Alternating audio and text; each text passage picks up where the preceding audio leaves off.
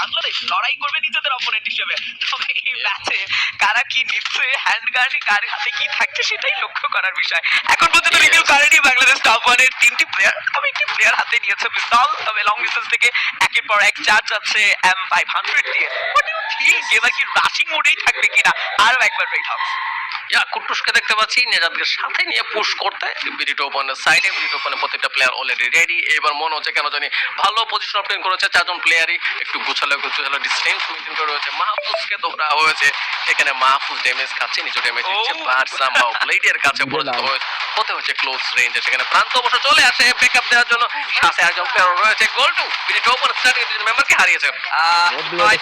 এবং এই মুহূর্তে লাস্ট প্লেয়ার রিকল পেয়েছেন মেহেদী। তবে সুযোগটা আসলে কতটুকু রাত পাল্টা আঘাত কিছুর উপরে দিলেও এবার 3টি প্লেয়ারকে একা মেইনটেইন করা is too hard. But oh my God, রাত এবার বেশ ফুলে পেপে উঠেছেন, টিমের জন্য যেন সর্বস্বটা দিতে চায়। নেজাদকে ডাউন দিয়েছেন, ব্লেড এগিয়ে এসেছেন, তবে নো মোর টাইম।